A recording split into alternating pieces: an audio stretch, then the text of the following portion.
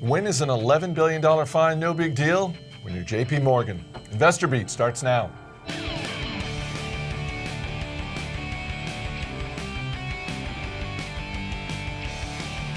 Thanks for watching. I'm Chris Hill. It's hard to believe given how strong this year has been for the overall market, but the S&P 500 had been on its longest losing streak of 2013.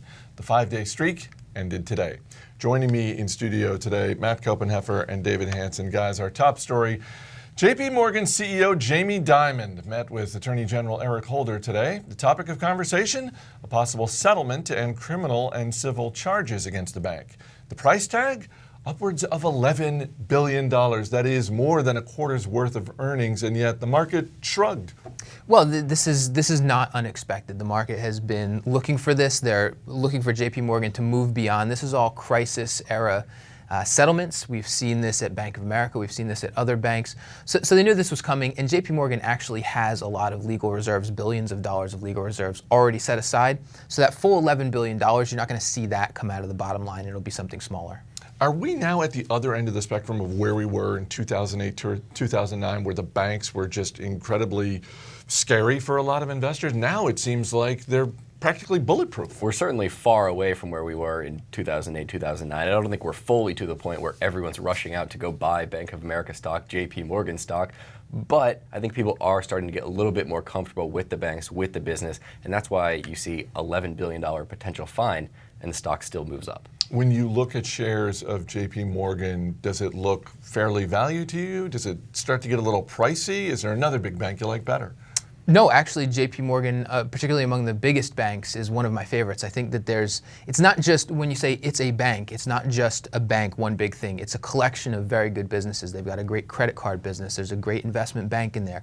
There's a great business bank in there. A bank that caters to ultra high net worth clients. There are a lot of good businesses here, and I don't think the valuation is too high right now. All right, let's get to some of the day's movers and shakers. Bed Bath & Beyond hitting an all-time high after second quarter profits rose 11%. The retailer also raised guidance for the full year. This is a pretty impressive run that this company's been on. Yeah, not a bad quarter, not a bad couple of years. Over the last 5 years, Bed Bath & Beyond has grown top-line revenue around 10% a year. So a lot of people want to look at these big box retailers and say, oh man, Amazon's going to eat their lunch. There's no hope for them. Bed Bath & Beyond is kind of going against that. Hertz taking a tumble after the company cut guidance. Weakness in the U.S. airport car rental market will hurt earnings for the full year. We still got 5 months to go in the full year. Anecdotally, let me say, when I travel, when I'm looking for a rental car, Hertz tends to be at the top end of the pricing spectrum. So I think this is probably an impact of business travelers. And when you think about a weak or tepid economy, that your impact's going to be there. But in terms of, I don't know if this is really talking about turning things around for Hertz, but one thing that's interesting, when you try to look up the news on the earnings guidance today, all you see is the announcement that Hertz is now going to have Tesla cars at the San Francisco and LA airport. So at least they're getting creative, I guess. You going to test drive one of those next time? I don't think so. I don't have the insurance for that. JCPenney bouncing back from yesterday's 13-year low. Today's action made JCPenney the most traded stock on Wall Street. That's pretty incredible because it's JCPenney. Do you think there are some people saying, well, yesterday was just absurd? It's not that bad a company. It was absurd, but it's not like the business is doing great. I mean, the business stinks. I'm not going to jump around how this business is doing. The stock is very low, but the business is not performing well. Are there going to be people that make money off JCPenney? Yes, there probably will be. Is it for foolish investors that want to hold stocks for 5, 10 years?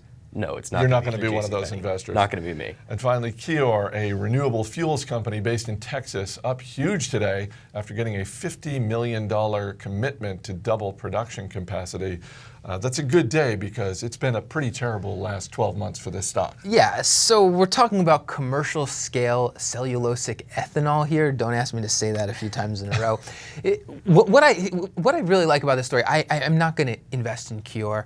It's basically a development stage company, which makes it a good type of investment for Khosla, who does a lot of venture capital investing. But so many people right now are talking about the government shutdown, are talking about the debt ceiling. And here's a very wealthy guy, a venture capital investor, what's he doing? He's investing money. Business is continuing to go on. So for all the investors out there concerned about what the government is doing, the business world is continuing to move forward. All right, that's going to do it for today's action. Let's look ahead to the rest of the week. Give me a stock I can put on my watch list. Looking ahead to next week, so you're going to have to wait a little bit. That's Next fine. Monday, Diamond Foods is reporting earnings. And if you can remember, Diamond Foods, they're the one who make Emerald Nuts, Kettle Chips. They had a scandal involving walnut growers, just like most companies have a scandal with walnut growers. Sure. Back in early 2012, the stock took an absolute beating after that. But now it's up around 80% this year. It'll be interesting to see, are they moving past that accounting scandal? What does the business look like? The walnut grower bounce. Seen it a million times. What about you? I'm going out to Tuesday of next week at a JMP Securities Conference. Two Harbors is going to be speaking there. Two Harbors is a mortgage REIT. Just to break that down quickly, that's a real estate investment trust that invests in mortgages or mortgage-backed securities. Basically, it's a hedge fund for mortgages.